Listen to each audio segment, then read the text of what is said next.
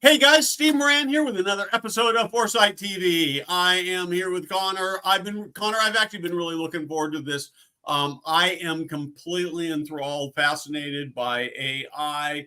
We're actually, I probably should have talked to you about this before we went on the air, but this is what happens. We're actually working with one of our sponsors to create a little AI university, primarily focused on the sales and marketing space. And more, I'm using it. So before we get into it, let's start with this.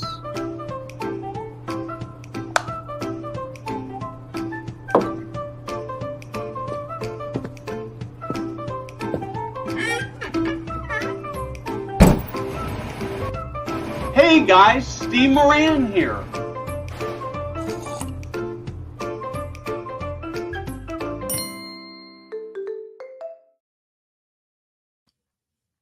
Before we get started, Connor, I want to give a big shout out to KARE, who sponsors this Foresight TV broadcast. They solve one of the biggest issues in senior living, and that is making sure buildings stay full. A week or 10 days ago, I posted on LinkedIn a post saying, hey, I know you are struggling with staffing, and you should be talking to KARE. And that post got looked at like, I don't know what it's at like now, maybe 3,000 times. And the reason people are looking at that is because everybody is struggling with that. So when you wake up in the morning or you go to bed at night, you're ready to leave the office and you're going, oh man, I got these unfilled shifts. I don't know what to do. I got this agency. The agency is going to cost me a fortune. I don't want to do that. I want a great person at a reasonable price. You need to be talking to KARE. And I do want to say that if you are looking to pick up some extra shifts, KARE is a great place to go to pick up a little extra money, have a little variety in your workplace. So whether you work in the senior living space, you're a nurse or a caregiver, or whether you're an operator, you need to be talking to the people at KARE. They are great people and they're friends. So they will make your life better. Connor, welcome. Hello. Thank you. I appreciate it. Psyched to be here. I got to you like this super circuitous route that I think actually started with it. Somehow it started with incontinence products. That's right. Yeah. And you go ahead. Go ahead. And so and I got me connected to somebody who got me connected to somebody else. And so let's actually start with a little bit of your background with the internet and how you got interested in AI and what you're doing.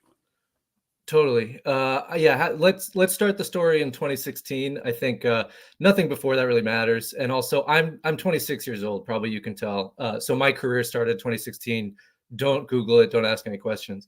I was the founding head of product and engineering at the time direct to consumer company, now a health and wellness retail company called Because Market.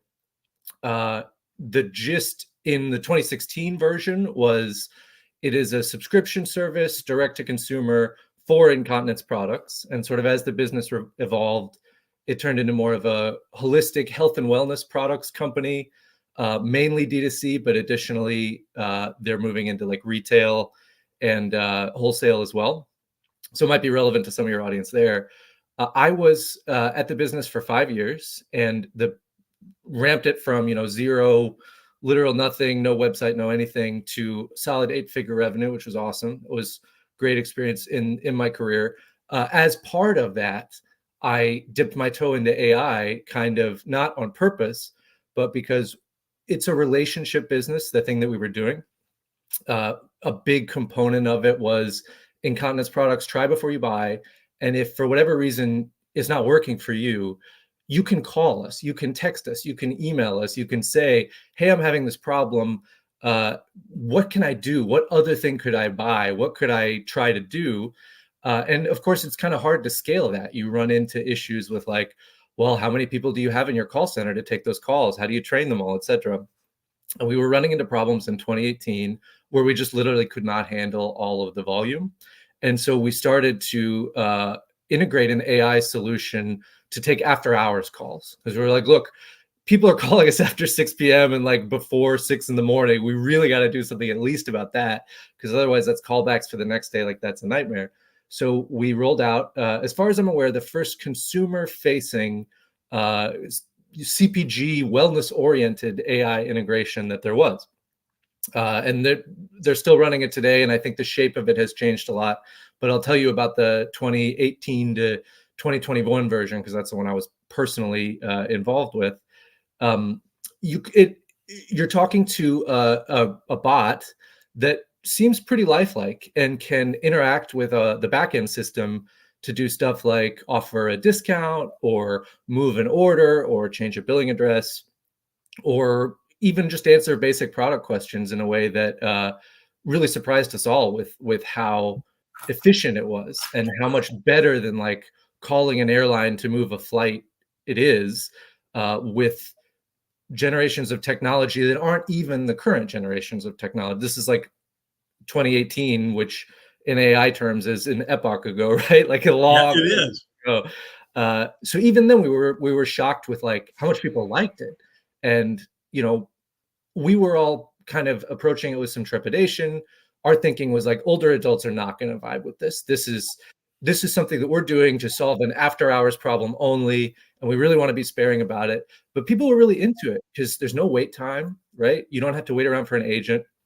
You never get a new agent, a bad agent, an agent who's having a tough day, who just got yelled at with some other customer, and now you're on the phone with her trying to figure stuff out, right? You're getting the best agent that we can offer every single time. And that was great for us as an organization. So I kind of caught the bug through that experience of like, oh, I really want to do something with AI in my career. That's where things are going. I'm going to work on that next. So when I left the company in 2022, AI was the natural thing to focus on. And since then, with a partner, I'm running my agency Fusible, which helps businesses integrate AI in general, but specifically large language models into whatever business problem it is that they're trying to solve, which is pretty heterogeneous, like all sorts of different problems that we've worked on, that we've been lucky to work on. And I'm excited for doing more of it next year and seeing where it goes. So let's, from an educational standpoint, let's start and talk about what does a large language model mean? A large language model is a specific kind of AI. So there was this paper in 2017 called "Attention is All You Need." A bunch of Google people wrote the paper, and they described an architecture for basically how do you convert a whole lot of text, like the whole internet level of text, into a model of basically much, much smarter. What's the next word? Like, on your iPhone, when you're texting somebody and it prompts you at the top, like, what's the next word in the sentence going to be? They figured out a way to take in basically the entire internet, like every book that's ever been written on Google Books, all Wikipedia, like etc. And you cram that through this architecture, and you spend a couple of $1 million doing that. But at the end of it, you get this thing that is able to not just predict the next word, but predict the next, call it, couple of pages of text in a way that demonstrated a shocking amount of understanding of like how the world works and what people were really gonna write and to complete a document, to complete a sentence, to complete all sorts of things. Does that make sense? It does. It does. So I want to actually go back to your consumer experience because I think so did people interacted with this sort of early AI using chatbot? Do you see a place, or could they actually do it by voice? It was voice at first. It was to handle literal phone calls, and so I want to be clear here. That was not done with a large language model. You didn't have them out in production accessible at the time, which is why we didn't do it. Today, with large language models, you actually have a great deal more flexibility. It turns out that when you take all of written human knowledge and you label it in the right way and you cram it through this architecture that's actually not so complicated, you get something coming out that looks a lot like reasoning. Sufficiently good text prediction is kind of the same as reasoning in a lot of ways, it turns out. And so what large language models are good at today is a basic level of reasoning that you would expect out of like a precocious high schooler. That's kind of where they're scoring on standardized tests and stuff right now. We didn't have that in 2018 when we were trying to answer these phone calls. We would probably do it differently today with the new generation of technology, which is why this is so exciting. So let's talk about kind of where we are with AI today in terms of how businesses are using AI and what you think the future is going to look like. I mean, I know that, I'm of the generation that, I was not quite before mobile phones. I was way before cell phones, but I remember mobile phones that were really radios, and you pay $3 a minute, and the coverage was terrible. And I'm old enough that I remember when somebody walked into a business meeting and said, "Hey, I've got this great invention. You can put a piece of paper into it, and it will make a copy of it and spit it out someplace else." And I was one of the ones who said, "Oh, nobody will ever use that." And so I've gone full cycle with faxes, right? So now the faxes are just about completely obsolete. So we've seen a lot of change, and I think that's one of the reasons why older people are actually pretty good at adopting this stuff, is we've seen a ton of changes.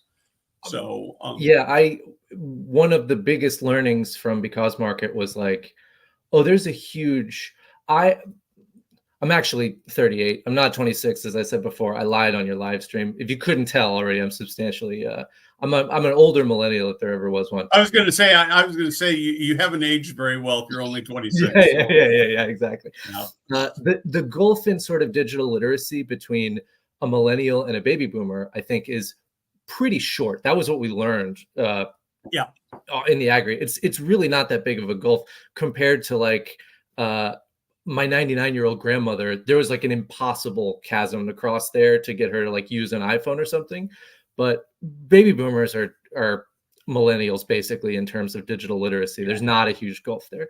So I don't think about things in terms of like, oh, well, boomers are never going to use ChatGPT. That's BS to me. I think in terms of AI adoption in general, ChatGPT was a watershed moment because it kind of democratized and distributed how you can work with AI in a way that was really intuitive to people, on the good and the bad, right? There's some things that ChatGPT is you get lame results and you had high expectations and they kind of get back down to earth.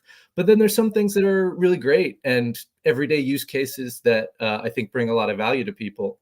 I got married about 6 months ago, and you're supposed to say congratulations. Congratulations, by the way. Thank you. Yeah, thank you for those. I had this list of like, okay, I got wedding gifts from all these people, and then all these people attended the wedding, but the names of the people who gave the gift through the gift giving website were different than the people who attended the wedding. And I was like, God, I got to go through and like comb through each and every person to figure out attendee to match with gift. And then I said, no, I'm not going to do that. ChatGPT, here's the 150 people on list number 1. Here's the 135 people on list number 2. Give me back 2 columns and match them. And, even though one was like Steve Moran and the other one was, Brenda Moran, I'm making up a wife for you, but I'm sure you have a real wife whose name is not Brenda, but like they would know that this is functionally the same person. And I only had to send one thank you note. Does that make sense? Yeah.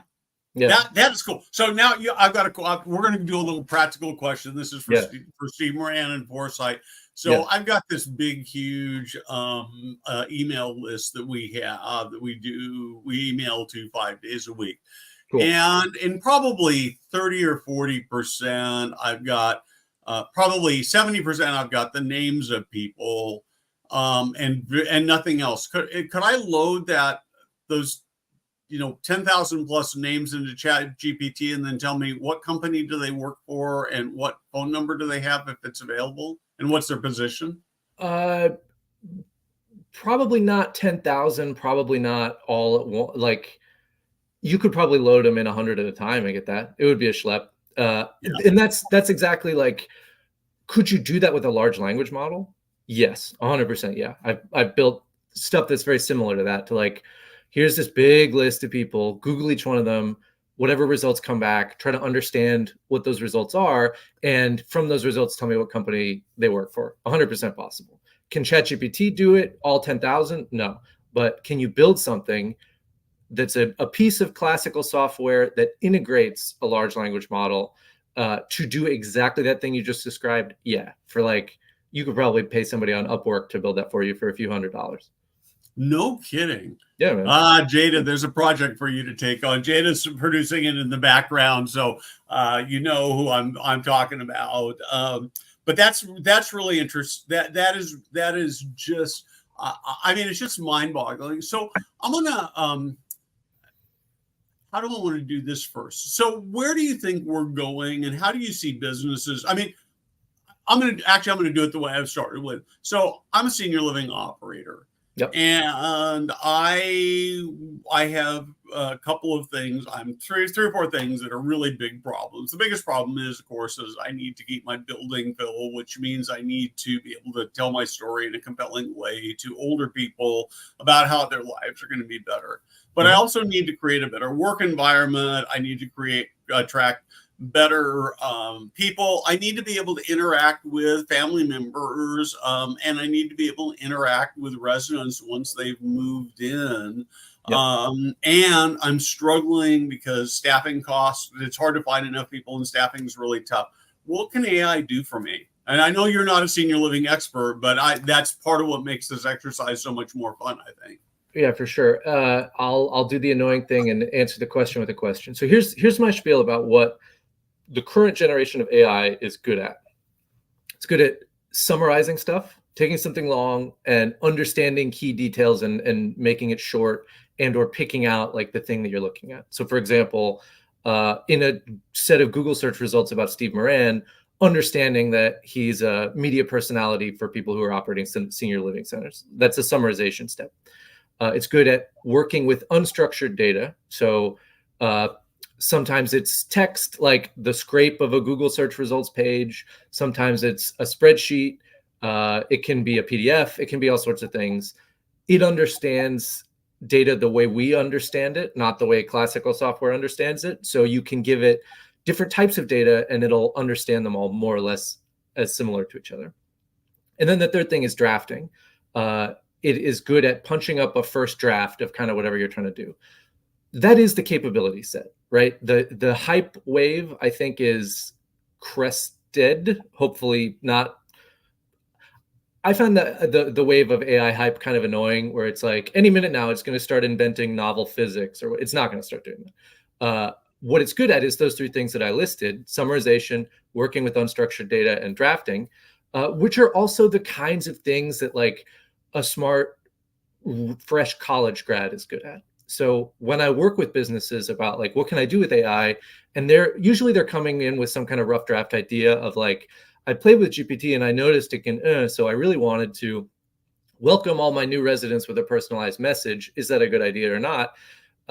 Typically we go a couple of clicks past that and I say, look, what would you do to train a smart 24-year-old recent college graduate, or 22-year-old, how old they are, recent college graduate who didn't have any specific domain expertise about your business? What would you train them in order to task them up with first? Is there something that you could just throw human bodies at the problem and like move your business along in a material way? Whether that's crunching through a list of 10,000 people on your email list to personalize it a little bit, or whatever it is. Like if you had access to an infinite pool of this fresh recent grad, what would you do with him or her? Because that's really the situation we're in. Working with AI software is more like working with a junior employee than it is building classical software. And on that basis, like you, Steve, what do you think an operator could do with that resource?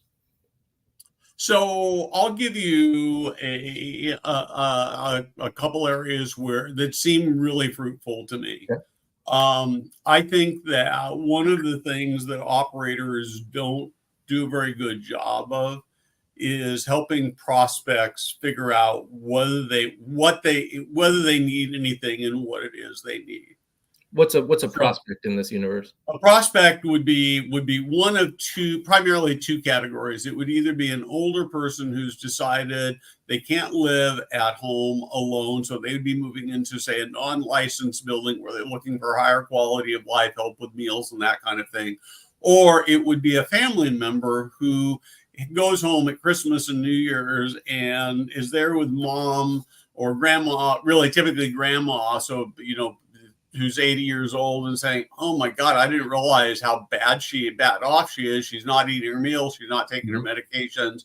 We have to, we can't, this can't go on. We have to do something. Maybe we need some sort of assisted living, senior living, nursing. I don't really know what we need."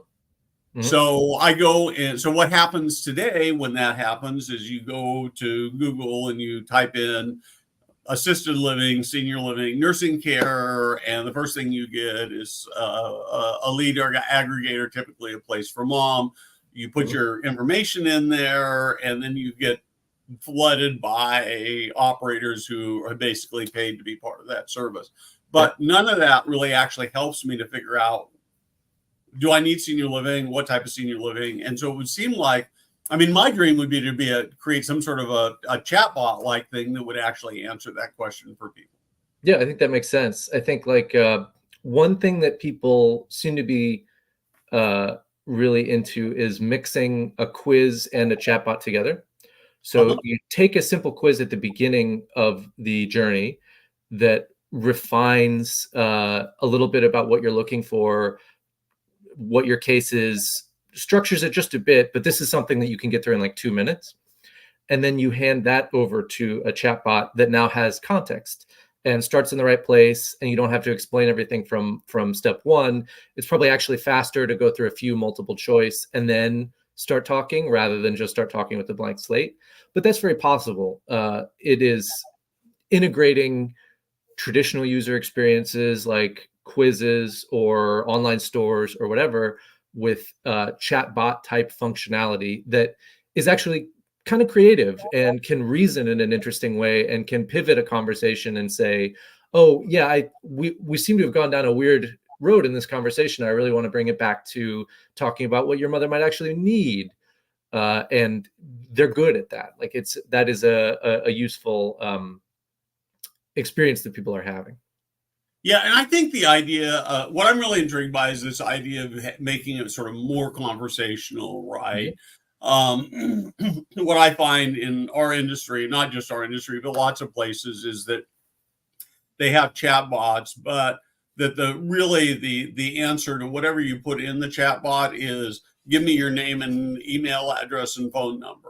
And certainly ultimately you want to get there, but that's not necessarily very helpful to the customer. It's helpful to the operator. And I wonder how many people get lost. And if I could just say, I mean, well, my dream would be that you're searching and the thing says, well, tell me what you think you're looking for. And I actually have this conversation. And at the end of that is, well, we think we can help you, or we think you should go here for resources. Now give me your contact information. Let me tell you why now is the right time to start building the exact thing you're describing. So people, I think there was a lot of chatbot fatigue 2 or 3 years ago before they got good. Ironically, like it was like with e-readers. Remember when e-readers were really bad and everybody was like, nobody's ever going to read a book on a dedicated device. And then the Kindle came out and then everybody bought one. I think chatbots kind of are in the middle of that awkward moment. We all saw a bunch of bad chatbots in like the pandemic era. And now that they're getting good, people are kind of dismissive of the experience. Like, who wants to sit there typing and getting responses from a machine? The capabilities, I think, of AI for the next 2 or 3 years are mainly going to change in do you interact with it with text or do you interact with it with voice or video? I think that are going to be the big sea changes that we see between here and call it 2025, where if you invest in building the chatbot now, even if some people aren't going to like literally having like an instant message style chat with the machine, if you figure out what the conversation dynamics are and what questions people are asking and make sure it's really equipped to answer those questions in a way that helps them and is good for your business at the same time, you're going to be really well positioned 12 months from now when it becomes much easier to turn that into a video chat with an AI avatar where you're talking to a convincing, representation of a human, and you just sort of, it's a Zoom call that you can initiate at any time and hash out with this AI agent, like the same thing, except you're not typing, you're just talking. So this is really fascinating to me. So not at all AI. There was a company, they still exist. They're a company that came out with these mechanical cats that looked pretty realistic. They purred and they had noise. And I ran into the company at a tech show for senior living, and I saw it up on the stage. And honestly, it was so lifelike that it was really creepy. And I thought, this is just too weird. And then Right. I sat with the guy and he said, here, try it out. And I put it in my lap and it was remarkable. I obviously knew it was mechanical, but I felt like I was holding a cat. Yeah, man. And ultimately they gave me one that my mom used until she passed away. And it was very, very comforting. So I'm going to take that on one side. Yeah. And then on the other side, we've got an Amazon Alexa that sits in my TV room that's not even hooked up because my wife can't stand it, because it's intrusive. And I think about what that could be. And then I think about sort of sci-fi like adventure books. There's a guy by the name of Dirk Pitt, and he's got a buddy and who's got this supercomputer that he just talks to. Mm-hmm. And it behaves very human-like. And to me, that could answer marketing questions, but could it potentially even be a companion to people who are stuck in the room? I think so. I think there's more adoption than I would have figured. This is outside of a business use case. Sure. But there are a lot of startups that are catering to teenagers who want to talk to their own AI character. Character.ai being the biggest one of those. They've raised a bunch of money and they're moving really, really fast. It happens in they have an iPhone app where basically teenagers are using it to describe traits of their favorite characters from like books and video games and movies and stuff. And then you have a version of that you can always talk to. Teenagers are weird. I don't do that stuff. I think it's a little bit odd, but that probably just means that it hasn't gotten to a place where it's appealing to me yet. I do think that over maybe not the next 2 or 3 years, but certainly over the next decade, we're going to be piece by piece getting to that, like the Star Trek computer, right? Like the guys on Star Trek were always, they would just be like, hey, computer, what's going on with the shields or whatever it is? And the computer would tell them. And then the computer was just kind of always around. And you could say, computer, blah, blah, blah. I think that was the original Alexa vision. There's a lot of problems with Alexa, but I think the main one with like Siri, Alexa, Google Assistant, none of which were built with large language models, although they're now working to integrate them. But it just wasn't that useful because it wasn't that good. And it's in that ebook moment where like it's the BlackBerry moment. It's like, yeah, it's almost there, but something's a little bit off. And also, I don't want it listening to me all the time. There are always going to be people who don't want to have an always on listening device. I think that makes total sense. But what we've seen historically is that people move past those privacy humps if the experience on the other side is good enough. I just don't think the Alexa experience is good enough, but I think the Star Trek computer experience probably is. And the next decade of AI progress, I think, looks like that. Yeah. Well, and I just, from a business standpoint, I dream. So I've got a contract that with somebody who's going to become a sponsor on our platform that we finished up an agreement with by phone, by Zoom yesterday. And the contract's all written. It's sitting in Google Docs. I've got a PDF of it. And so when I get off this or over the weekend, I'm going to load this up to Sign Now, and then Sign Now will send it out. And I sort of have this dream of it being like my assistant where I go, hey, computer, take this document for this company, put it in Sign Now, send it out for signature. Yes. And it's done. That's where it's going. Absolutely. And so one of the other things I want to talk a little bit about, we talked about this before we went on the air, but it was a new term to me. I know it wasn't a new term to you, but that's a prompt engineer. Mm-hmm. And I'll start with a story that I talked to my team. Maybe I told you before we went on air. I have a friend who came to me and wanted me to write a recommendation letter for a PhD program that she's applying to. Mhm. And as a story I've told in a number of places, I just barely graduated from what was then the #1 party school in the nation. And I almost didn't graduate because I was such a poor writer. And so to write a letter for a PhD program was just way beyond my capacity. And so I sat down and I wrote a fairly complex, 2 to 3 of the sentences of instructions. And what you described is exactly how I do it. Is I pretend that they're a brand new employee who doesn't really know, who's really bright and smart, has a lot of knowledge, but doesn't know the industry and doesn't know me very well.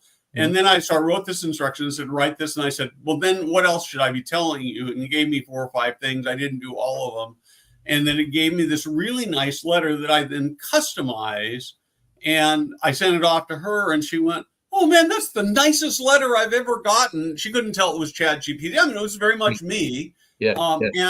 And so I think that, I guess the question is how does somebody become a good, long way of asking this, but how does somebody become a good prompt engineer? All right. So practical advice, and this advice is probably going to be good for another 6 months to a year, because everybody who has, like ChatGPT is the biggest one now. Google has announced, but not yet given access to their new suite of models, Gemini. If you're interacting with Bard, like Bard is much better now than it was a week ago. There will be others like ChatGPT in the future, but I think this advice goes for them all. All of these people, by the way, are working on making it so that there is no special sauce. There is no special technique. There is no special anything you have to do. The barrier is literally just explain what you want and it gives it back to you. But for now, for the next year, I think these tips are going to serve anybody well. Don't give too many instructions at the same time. Take advantage of the fact that it's a chat and it has some memory, which means like if you ask it a question and it sends you something back, you can ask another question that requires reading over the thing it just sent you. They can do that. So ask questions one at a time and or give instructions one at a time as much as possible. Keep it simple. A lot of people are like, you'll see like online, oh, this is my secret 4-page prompt to getting ChatGPT to do the perfect blah, blah, blah. Don't do that. That's stupid. 1 paragraph max. If you're sending messages that are longer than 1 paragraph at a time, you're doing it wrong. Take advantage of the fact that you can send multiple ones. Don't send too many. There's a sort of hidden thing in the background that is a pattern that people can be aware of. The idea is the context window. That's the technical term for it. Basically, it's how much of this chat that we've just had can ChatGPT actually remember? And I'm sure a lot of your audience have had the experience of you're chatting with it for a long time and eventually it just forgets the first thing you said. That's because it can't read more than some number of words. That number is changing all the time, but there's a cutoff past which they're not telling you this, but it can't remember any of the things that you talked about. So keep it short as much as possible, 1 paragraph of instruction at a time. And after you're over 15 or 20 chats, start a new one, my friend, because it's not going to be able to read this stuff from the beginning anymore. Those are my tips. No, I really like that a lot. And I think that the other thing is that you can't get too frustrated with it. You just have to accept that it's not going to be perfect. The other thing is I think the other thing is that you can teach it things. Yeah. So I think that gets missed. So I did this probably 6 or 7 months ago, and I should go back and do it again. But I asked it to give me a list of influencers in the senior living industry. Okay. And the list was garbage. I mean, there were people in there who weren't in the industry. There were people there who had been in the industry who weren't in the industry anymore. In some cases, I was on the list, and of course, maybe the little ego involved, but I think I should be on the list. I think rightfully. And I gave it instruction. I said, this person shouldn't be on it, and I reran it, and the list was better. Yep. So that actually is a really great point. Give examples whenever you can. Like you can give an example of what you want. So for example, like you're talking about, I want you to write a PhD recommendation letter. Here's the last one I wrote, paste. Like the last one I wrote was about Amy. Now I want you to write one about Bob. Here's what I want to say about Bob in 1 paragraph. here's the PhD recommendation I wrote for Amy, copy the same format. It's going to do a really good job with that because it has a reference to work from. It has the key points that you want to say about Bob. It's going to give you something very close to reality. That's the summarization capability that I was talking about, right? Like the relying on whatever it knows out of the gate is usually not going to be that useful. Giving it something to summarize, to read through, to pick out facts from, that's going to perform a lot better. You know, here's the transcript of the last earnings call for this company I invested in. Are things going well or not? Paste the transcript of the earnings call that you got from Seeking Alpha or whatever. That's going to do a really good job. How is Q4 going for this company? Just type directly into ChatGPT. All you're going to get back is, look, man, I don't know. Like I was trained 6 months ago. I don't have that information. Yeah. So we're sort of past time, but I have one quick question. ChatGPT, the best one out there. Other ChatGPT and Bard. I've used both of them. I paid the extra for ChatGPT. I know Bard just came out with an announcement. I haven't really tried it, but even now it's been upgraded, right? Yeah, Bard can do cool Google related stuff. Like if you give it access, it can read your Gmail and stuff. I think that's really cool. Is that right? I didn't know. Yeah. That's neat. You can. Did I have any new emails from Steve about blah blah blah? But I would use them both. I think the $20 for ChatGPT is super worth it. I think it's the best deal on the internet at the moment. Ask me in a year because every 3 or 4 months we're getting a new model out that's at least an interesting contender. Yeah. Connor, this has been amazing. You're the smartest 26-year-old I've ever talked to. It's actually been a terrific conversation. If you're an operator and I don't know that we have permission to talk specifically about it. I know you're working with somebody who's in the industry, which is what piqued my interest.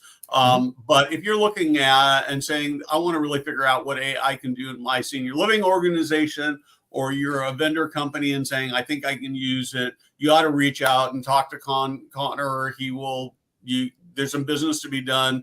And on the one you did that we've talked about, I was frankly shocked at how affordable it was. I mean, it was not nothing but it was not, millions of dollars kinds of things. And so there's so much opportunity for us to really make the industry better that way. So. Please come to fusible.ai, fusible.ai, and drop me a contact. Also, check out Because Market. I still love those guys. Left the company, but they're still great friends and great product. They sell wholesale now, so operators might be interested in that. Two plugs for me. But yeah, I would love to talk to any business owner at any time for free about what AI can do for them. They're half-hour calls, and I love doing them. I learn a ton. I want to help people understand how to work with AI. So just email Connor, CONNOR @fusible.ai, or come to the website and drop a link. It's the same thing. Connor, thank you. This was amazing. Say again, thanks to KARE for sponsoring this, and for Jada, who hides out in the background and makes this Thank you, Jada. work. And we'll be back next week with another great. Actually, come join us on Monday. We're going to talk about Marketing Monday. We're going to talk about the difference between great operators and not so great operators with Courtney at ADH. So with that, I hope you have an amazing holiday weekend. Thank you.